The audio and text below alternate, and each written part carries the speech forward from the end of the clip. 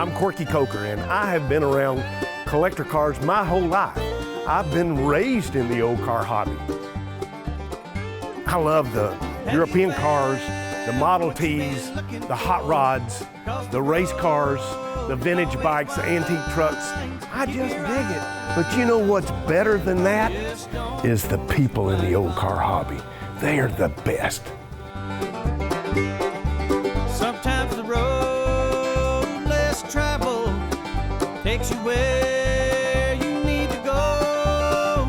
You turn back, things unravel. At Honest Charley Speed Shop, we love to build hot rods. You never know what we've been looking for. Across the road, it always winds. Keep your eyes on what's in front of you.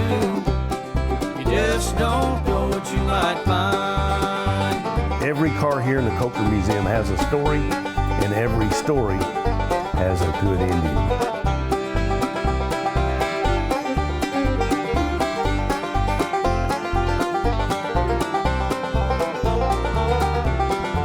The most important thing that I like to do is have other people enjoy them, and I like to drive them. I like to see them out on the roads. I like to see them on the racetracks, and that's what we're doing at Honest Charley Garage. We're building cars that people can enjoy, that people can drive, and people can experience. Have you found what you've been looking for? Across the road, it always winds. Keep your eyes on what's in front of you. You just don't know what you might find.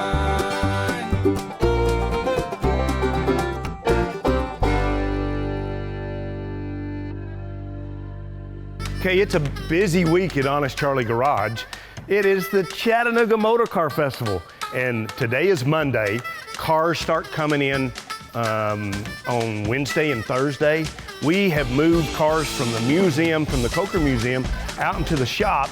Behind me is the 1912 Nyberg Roadster, a car that was made here in Chattanooga. Now, most people might know that Volkswagens are made here in Chattanooga. They are the best, but by far the first was the Nyberg Automobile Company, and this is one of 3 known to exist today. There's one at the Forney Museum in Denver, Colorado, and then this one, and then a race car that will be racing at the Jim Pace Grand Prix. We've got our new 1912 Alco here that we're kind of going through the starting procedure. We've got a 1914 Stutz Bearcat, and behind the Nyberg is a 1911 Pierce 48 7-passenger touring car. And just right here is the 1911 Marmon Wasp, and it will be on the racetrack. What an exciting time. We're polishing brass. We're running through the starting procedures, trying to get all these cars just in tip-top shape for the show and for the go of the racing at the Jim Pace Grand Prix. What an exciting time.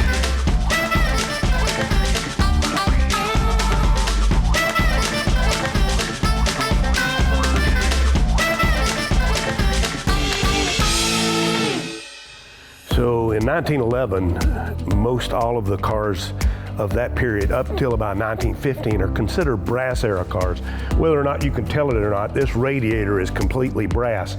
It's tarnished, and this car is presented with a patina. It means it's in as-is condition. We've got brass headlamps, brass side lamps. I say brass headlamps. One headlamp in the center.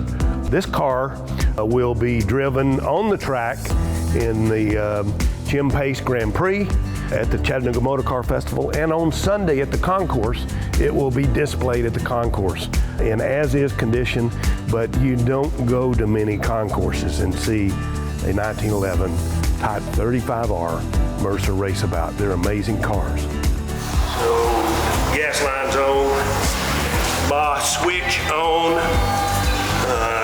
Just cranked it a minute ago, so she ought to be nice and warm. Wonderful thing about going for a ride in a Mercer Raceabout is you got to hand crank it. You got to put a little grease behind your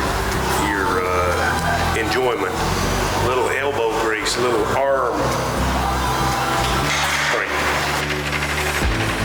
She runs!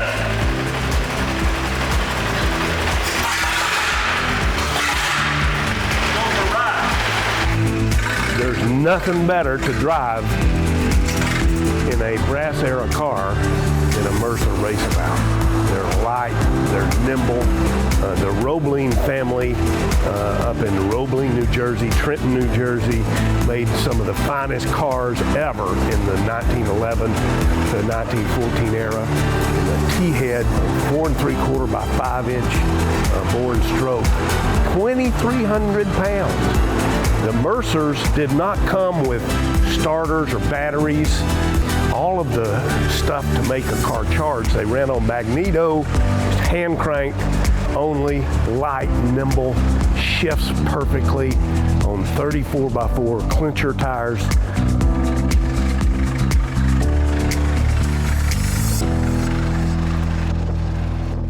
Well, what a wonderful ride. This 1911 Mercer Raceabout Type 35R is displayed here in the Coker Museum, so you can come right here to see this car.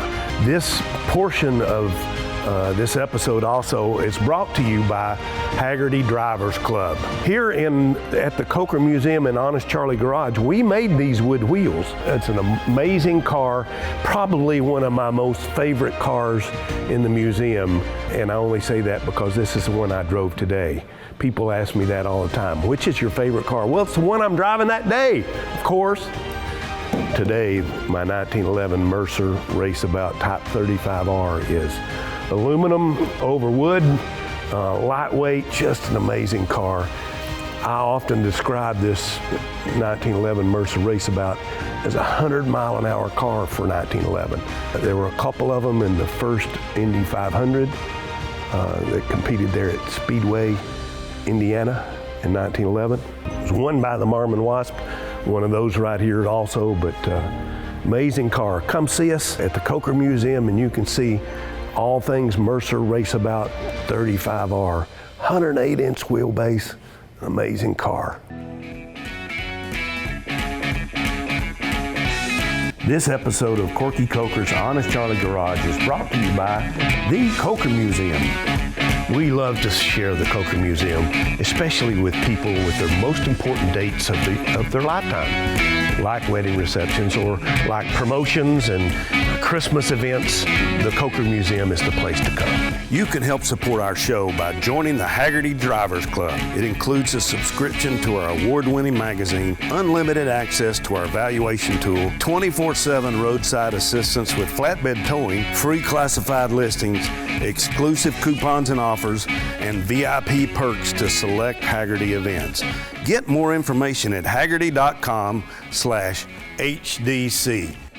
And by our friends at Moss Motors, run by enthusiasts for enthusiasts.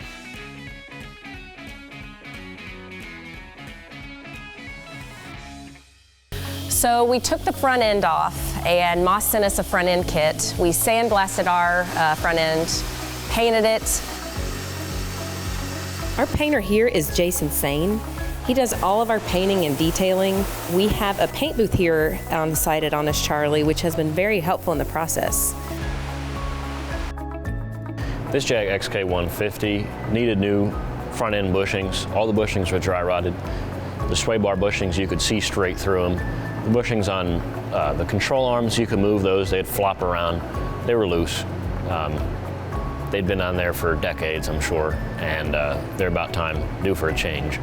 One of the things that can be really annoying when things are just nasty and grimy, and I mean, things were just coated with grease and grime and almost looked like asphalt. That's important for it to be clean and nice and new looking, and it just really pops when you're all done with it. I do believe this may be an original shock just off of the cotter pins and how rusty those cotter pins were and how easily they broke off. This car has a torsion bar front suspension, which for a modern sports car would be a little bit weird, but for the time period it was nice. It's a nice riding suspension setup, and this car, with all the new bushings, is going to be a really comfortable car to drive around in. So putting this back together, we found that it was a lot easier to assemble everything on the table first, and then as a step one, and then as a step two, assemble everything to the car. So for example, a lower control arm was put up in place, and all that was assembled, and then the torsion bar attached to the end of the lower control arm just makes it a lot easier not fighting a torsion bar. Even though the keys were all the way loose on it, it's just a little bit easier to have a little bit less fighting you putting stuff back together. Putting the upper control arm together is going to be similar to the lower control arm. They're basically a smaller version of the lower control arm. We put them together as a step one on the table, left the ball joint out, and then put the upper control arm into the car, and then put the ball joint in after that. And then after the two control arms are assembled, we still don't have the torsion bar attached. It makes it a little bit easier to put the steering knuckle, all that stuff together, and then add the spring once all that's attached. And the car is it's gonna be, it should ride great. It's got new suspension, new steering parts, ball joints, upper, lower, all that stuff's gonna be new. We're gonna have to get it aligned, and after that, it's gonna be a nice riding car. So included in the kit from Moss Motor are gas shocks. They're just very nice shocks. They look neat. They're adjustable, so you can adjust them to whatever driving experience you'd like. Firmness and softness, depending on what road you're on, if you're using the car as a grocery getter or if you're really carving up mountain roads. So the steering rack was actually quite a bit of a challenge. There's, I believe, 16 bolts, and they're really small and really packed in tight. Trying to get those out was not a great experience, and once they were out, that steering rack, again like the rest of the front end, was pretty rusty and nasty looking, so I cleaned that off and painted that black as well. Because I'm going to drive this car, it's really important that we had to replace all the parts on the suspension, all the bushings. This on a 150S Jaguar XK, it is a torsion suspension, and because I'm going to drive it, I want good brakes because I like to drive a nice sports car fast down the back roads of East Tennessee and North Georgia and Western North Carolina. Beautiful roads back here. You know, I'm going to invite the leadership and maybe the parts guys and the marketing guys at Moss Motors to come and see what a real XK drives like in the curvy roads, not US Highway 1, but maybe Highway 11 or old Highway number 40, Highway 41 going to Nashville, Tennessee. Wonderful car. I'm looking forward to driving this, and you know, Josh and Jason are doing a great job, and Moss Motors is providing the expertise in how to do these things and wonderful parts, and we're real thankful for them. So we recently had the Marmon Wasp and the 1911 Lozier at Laguna Seca at the Monterey Historics and competed on Laguna Seca on the racetrack in the Marmon Wasp.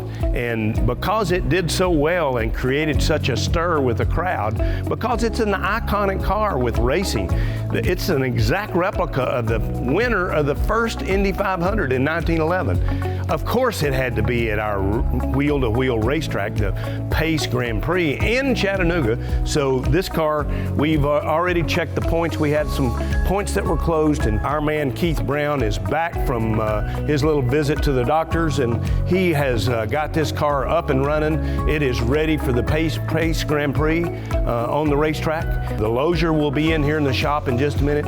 You'll see 6 or 7 cars come from the Coker Museum at Honest Charley Garage at the Chattanooga Motorcar. Well, Corky's asked us to get these cars ready for the Motorcar Festival. We got to get the Stutz Bearcat battery changed out, get it ready to run. We'll hopefully have it on the road here just very shortly. We're getting fuel, getting extra fuel, ready to go. But we've got about 6 or 7 cars that we're getting ready to go. We're going to have some on the Concords, and we're actually going to have some on the track.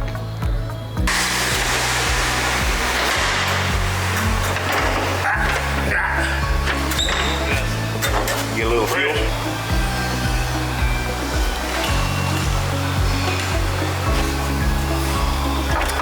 That's choke. That's choke.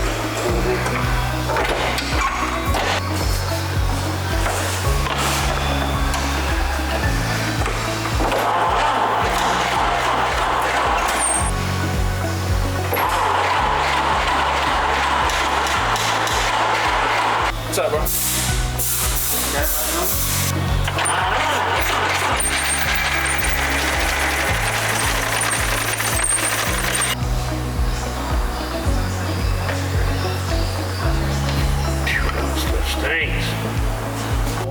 I'll run the Stutz Bearcat around the block if, and that's the thing about it. Corky's passionate about the fact that these cars, he wants them running, he wants them driving, he wants them braking, you know.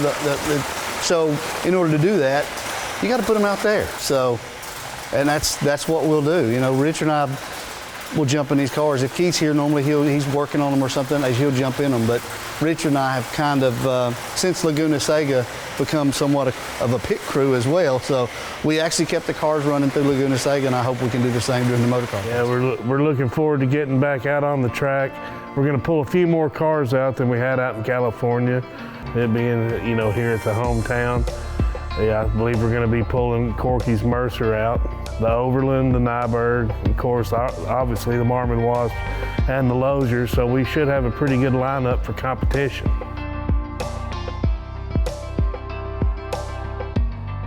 You know, the one set in the showroom for quite a few years, and we actually got it running for the last Motor Car Festival and hauled it over the Concords.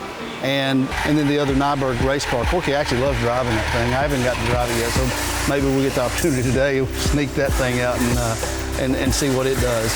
They're really quite different, as you know, looking at the cars. One of them just is a lot of class, the other one's a lot of race. So excited to maybe get that thing out today and check it out. Never thought I would actually be working on a Stutz Bearcat and then jumping over to a 1911 Lozier or the Marmon Wasp, even the exact replica of the winter of 1911. You know, I'm driving that car during the Motor Car Festival, during the rally, and I think it's going to be a lot of fun, just as it was at Laguna Seca. A lot of fun.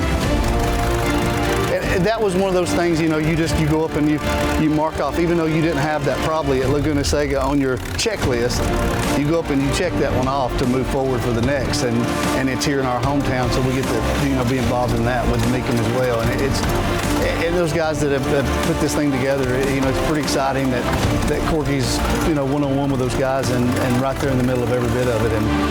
And come this weekend, we'll all be.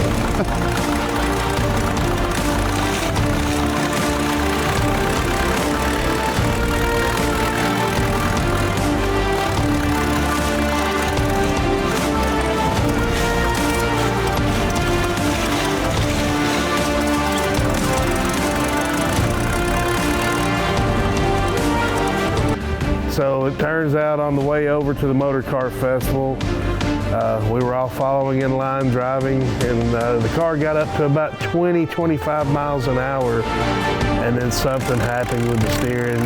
Like, couldn't really zero in. Was it coming from the steering box? Was it in the pitman arm somewhere? Something happened, but it had just a violent wobble to where the steering wheel would sit still with the front tires completely out of control. And now I'm afraid that's going to deem us unsafe to really be competitive. We're probably just going to sit the car out this weekend, but you know, I'll get a chance to ride in some of the other cars, maybe even get in the car with Corky and get white-knuckled again, because Corky pushes them to the limits. Corky has offered us all kinds of opportunities this summer, and I'm enjoying every bit of it, because I got to really actually learn how to drive the Marmon Wasp because of the experience that it is with all the gears and things underneath there. It's really hard to steer, but big wide open track, but now we're going to tighten it up a little bit and come into our local Motor Car Festival here in Chattanooga, and really excited about doing that. So we went around and looked at the track, and we're going to start carrying the cars over and getting them ready and get on the track. The Marmon Wasp has run flawless. As I said, I think it's not been driven a lot over the period of time that we've had it, just in and out of display locations, and we've really opened it up at the Laguna Seca, and I'm really looking excited because it's running perfect. It's hitting on all the cylinders, and so hopefully we can keep gas in it and get it around the track.